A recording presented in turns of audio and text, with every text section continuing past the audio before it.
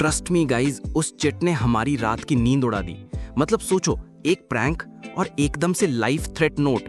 Lights flicker कर रही थी और आर्यन वो चिट हाथ में पकड़े जैसे फ्रीज हो गया। हाँ, पहले तो मुझे लगा कोई जोक है, मतलब विक्रांत का स्टाइल भी हो सकता था, दिखाने के लिए कि मैं भी स्मार्ट प्रैंकस्टर हूँ।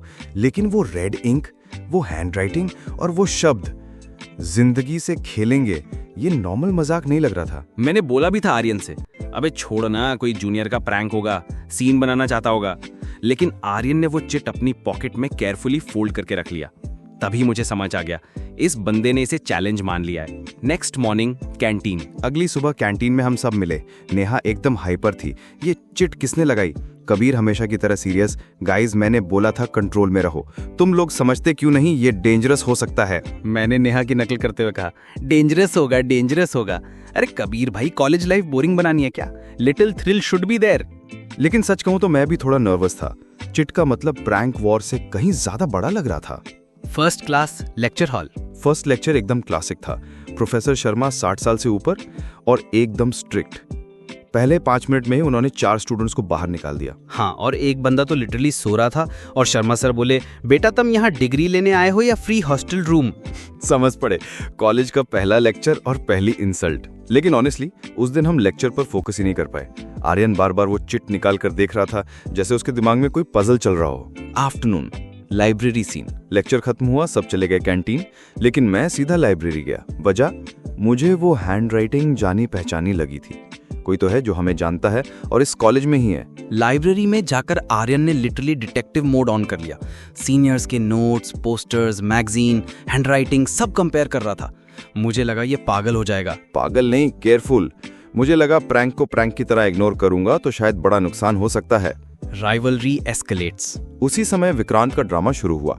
बास्केटबॉल कोर्ट में प्रैक्टिस करते करते उसने लाउड में बोला, आर्यन, कॉफी का टेस्ट कैसा था कल? अगली बार मैं तुम्हारी कॉफी में कुछ और डालूंगा। मतलब सीधा ओपन चैलेंज। मैं उसके पास गया और बोला, विक्रांत तुम्हें जो करना है करो, लेकिन ये चिट गेम तुम्हारी तरफ से हो रहा है तो अभी कन्फेस कर दो। विक्रांत हंसा और बोला, खिलाड़ी बनना इजी है आर्यन, असली खिलाड़ी बनना टफ।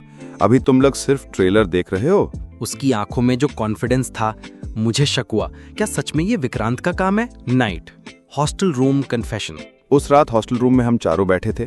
नेहा इरिटेट होके बोली, आर्यन तुम्हारा ईगो फाइट मुझे परेशान कर रहा है, मुझे कोई गेम नहीं खेलना। कबीर ने भी कहा, बस करो, प्रैंक्स की वजह से पुलिस तक आ सकती है। ऑनेस्टली उस पल मुझे लगा शायद मैंने गलती की है, लेकिन एक और हिस्सा था जो कह रहा था, आर्यन अब पीछे हटना मतलब हार मानना, और खिलाड़ी हार नहीं मानता। Suspenseful moment. आधी रात, कॉरिडोर एकदम साइलेंट। अचानक एक लाउड थर्ड सुनाई दिया। हम दौड़कर बाहर गए। हॉस्टल का नोटिस बोर्ड फिर से डिस्टर्ब हुआ था। इस बार चिट नहीं, बल्कि एक पुराना पोलरॉइड फोटो चिपका था। पोलरॉइड में एक लड़का था और शॉकिंगली वही स्टूडेंट जिसने मॉर्निंग लेक्चर में शर्मा सर से इंसल्ट खाई थी। फोटो के नीचे लिखा था, नेक्स्ट मूव। ये मूवमेंट हमारे लिए टर्निंग पॉइंट था। अब ये रैंडम प्रैंक नहीं था, ये किसी प्लान्ड सीक्वेंस का हिस्सा था।